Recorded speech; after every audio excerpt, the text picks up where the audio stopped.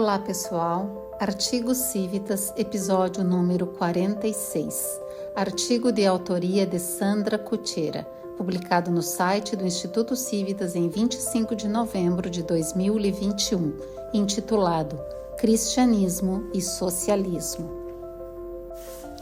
Não é de hoje que muitos cristãos sinceros e de boa vontade associam o cristianismo ao socialismo, como se este fosse uma espécie de meio para alcançar o primeiro. Esse texto constitui singelo esforço de resgate dos fundamentos cristãos, a fim de que o leitor estabeleça seus próprios raciocínios e alcance suas conclusões. Em primeiro lugar, é preciso resgatar a pureza da doutrina cristã, que não carece de enxertos humanos para alcançar os seus fins. A observação rápida das teses socialistas, sem essa premissa basilar claramente estabelecida, pode conduzir o leitor menos atento a essa associação, pois como todo elemento humano que precisa convencer para se estabelecer, também a doutrina socialista se apresenta revestida de propostas irrefutáveis, como a bondade e a justiça. Se calibrarmos melhor o olhar e aproximarmos mais a nossa lente, perceberemos a primeira incongruência.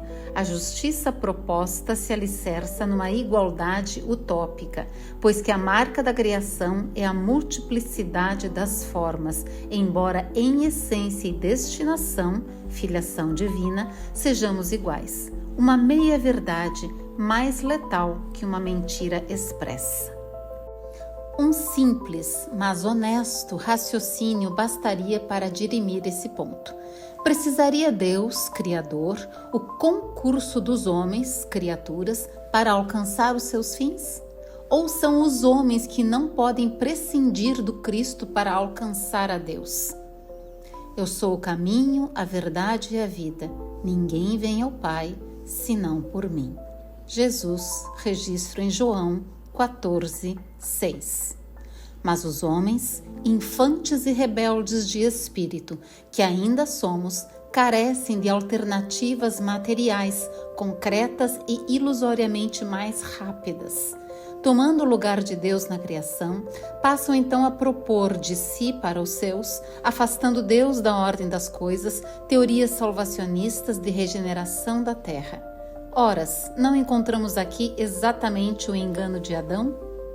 Ainda hoje recusamos o Messias da tradição do profeta Isaías, o servo sofredor, porque ainda desejamos o Messias revolucionário, ideal de nossas mentes ainda incapazes de transcender, que viria aos homens lutar como homem, esquecendo que ele está acima dos homens. Jesus Cristo é o anjo que se fez homem para que os homens se fizessem Cristos. Tudo que Deus cria possui espírito de sequência, não há saltos em se tratando do Criador. Como imaginar que seu filho viria derrogar as suas leis? Vejamos a natureza. Colhe-se frutos de laranjeira nascente? Forma-se a pérola sem o concurso do tempo?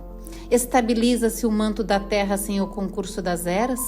Tudo é processo, nada é revolução, e o tempo não respeita as edificações que não ajudou a construir. Entre as ciências humanas, desenvolve-se o conhecimento através do esforço compartilhado de gerações e gerações.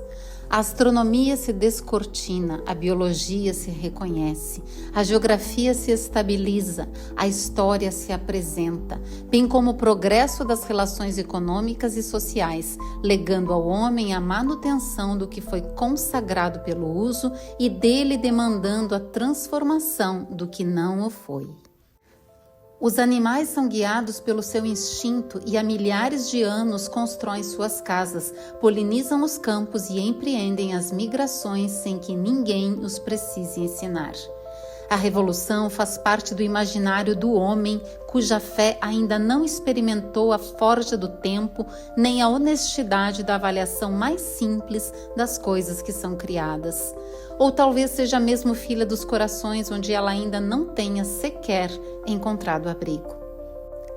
Sem nos permitirmos a análises mais profundas, honestas e desapaixonadas, continuaremos a errar em bando, seguindo homens ao invés do Cristo, aceitando lobos por condutores de ovelhas, permitindo o crescimento do joio em meio ao trigo, abraçando ideologias humanas ao invés da cruz do Salvador. Se alguém quiser seguir após mim, negue a si mesmo, tome a sua cruz e siga-me. Jesus em registro de Marcos 8,34, misturando sagrado e profano e elevando o segundo à condição do primeiro. Sem arrefecermos nossas convicções alicerçadas no conhecimento humano, parcial e limitado, em detrimento do amor divino, continuaremos a buscar as letras humanas das Sagradas Escrituras, a fim de criar raciocínios que esmaguem os pontos de vista de quantos não nos possam compreender no imediatismo da luta. Pão Nosso, capítulo 138, Emmanuel, por Francisco Cândido Xavier. Sem movimentarmos a coragem para rever verdades incômodas, continuaremos a invocar a injustiça da desigualdade das riquezas, como se todos os homens tivessem o mesmo bom ânimo e disposição de labor para adquirir e a mesma moderação e previdência para conservar. Como se a solução para isso fosse um equilíbrio imposto à força, como se Jesus concordasse com a ação por constrangimento. Poderíamos continuar convidando o leitor a muitas outras reflexões, mas já não seríamos produtivos em tempos em que os textos breves são a preferência da maioria. Concluímos por aqui com uma última ponderação. Tudo que é de Deus germina e se desenvolve de maneira natural. Por conseguinte, tudo que demandar força e diligência para ser implantado só pode ser obra do homem. Deus se reflete na ordem e harmonia do cosmos. Cristianismo é luz que se acende de dentro para fora quando reconhecemos nossa filiação divina. É uma forma de viver que se encontra inclusive naqueles que não professam crença alguma, mas que são verdadeiros homens de bem, e está acima e sequer concorre com qualquer ideologia humana.